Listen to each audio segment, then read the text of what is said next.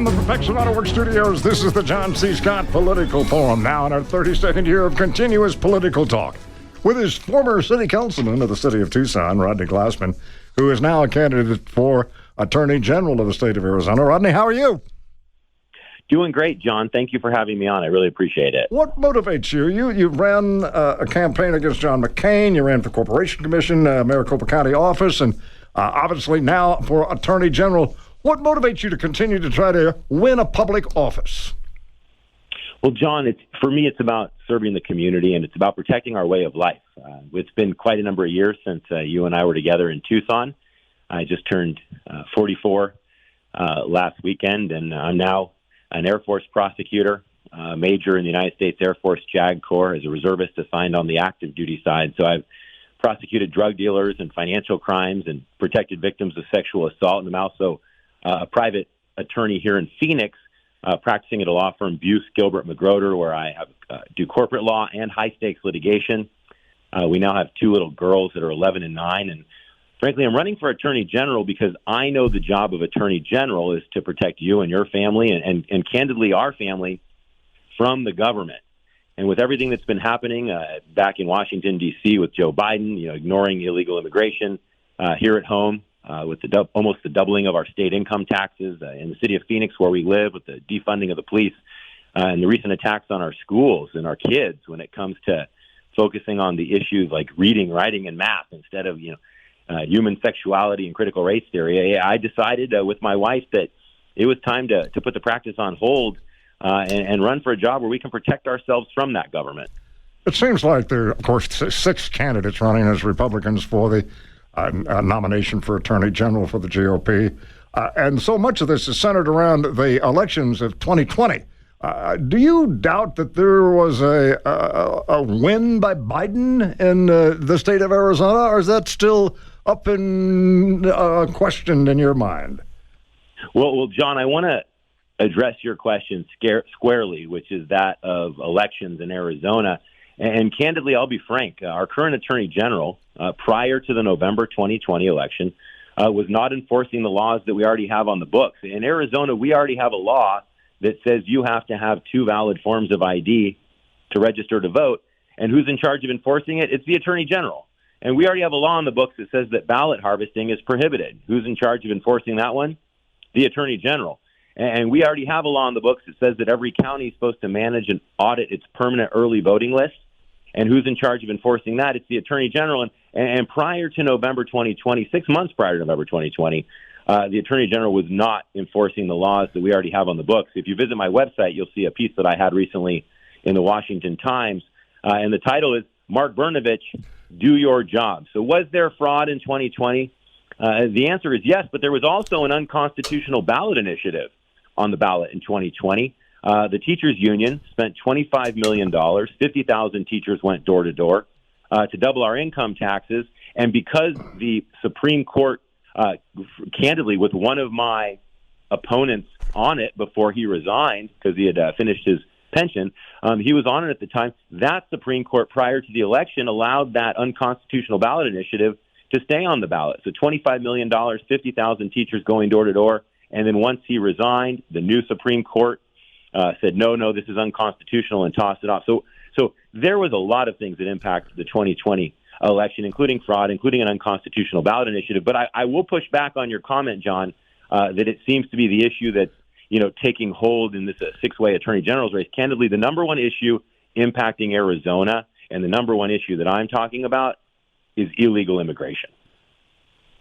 There's all kinds of discussions among the gubernatorial candidates, GOP, as well as the Democrats, and certainly all 6 of you running for Attorney General have their own plans, as if it would be the responsibility of the state to enforce illegal immigration. It is not, never has been, probably never will be. But what role, I would ask you, should the state play in those that cross this border illegally? Well, John, and you met my wife back in the day. We graduated from the U of A Law School in the late 2000s. And when we graduated from law school, the federal laws on illegal immigration were the same as they are today. If you come here illegally, you were supposed to be arrested, incarcerated, and barred. But we live in a country now, and with Joe Biden back in Washington, D.C., where if you come here illegally, Joe Biden rents you hotel rooms in Scottsdale. If you work in the private sector, he wants to jab you with a needle. If you come here illegally, he doesn't even have to ask your status. We are under an invasion when it comes to illegal immigration. Illegal immigration impacts our schools. It impacts our health care. It impacts public safety.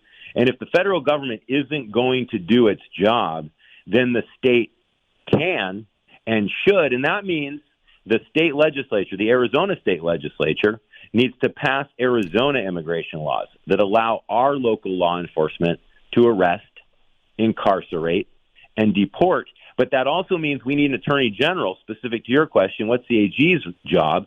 We need an attorney general that can help them craft that legislation, get it passed, and then, frankly, go back to Washington, D.C., and our attorney general, I will have to defend our Arizona law in front of the newly appointed Trump Supreme Court. Different than the one from before. This court has been appointed by President Trump. But then, John, lastly, the attorney general will have to bring that legislation back home once it's successfully defended and enforce those laws, working alongside local law enforcement. And John, I'm proud because you've mentioned a couple of times now, there are 6 Republicans running for attorney general in this primary. And even with 6 Republicans running, I've received every law enforcement association endorsement, all 8 of them, from boots on the ground law enforcement associations across the state, the Flagstaff Law Enforcement Association, Prescott Police, Chandler Law Enforcement Association, El Mirage, which is a hub of cartel activity right there, the Arizona Corrections Officers Associations, the Maricopa Community College Police Associations, the Phoenix Sergeants and Lieutenants Association, and the Chandler Lieutenants and Sergeants Association. All 8 police associations have endorsed the same candidate in the 6-way primary, and that's Rodney Glassman. And so I urge your listeners to visit my website, rodneyglassman.com. They can read my position papers, and they can see why I'm the one that police want protecting them from the government, too. Rodney, I apologize for the brevity of this interview. I want to have you back before the election with a little more in-depth about some of these issues, because I think they're critical to the future of Arizona. I want to thank you for getting in the race. I don't think people really realize what kind of sacrifice people make when they get into a race for public office. It is an enormous amount of responsibility, and a tremendous amount of effort is required to be successful, or even many times not successful. And we need more people to make these sacrifices to bring at least some sanity to government. I thank you for being on the air with me. Once again, tell people how they can support Rodney Glassman for Attorney General. I ask you to just repeat that for me one more time. Well, I urge them to visit my website. It's rodneyglassman.com, because, John, in a 6-way Republican primary, I'm the only candidate that's ran a law office, running to run the largest law office in the state. I'm the only candidate that can tell you the name of my last 3 paying clients. I'm the only candidate that wrote checks from my family's bank account to keep Joe Biden out of the White House. And I'm the only one that the police across the state of Arizona want protecting them from the government, too. So this is a job interview, and I'd love to get the job, and I'd love to have their support. Rodney Glassman, thanks so much. We'll talk to you again soon. Thanks for being on the air with us. I appreciate it so much. Thank you. You bet. Thank you, John.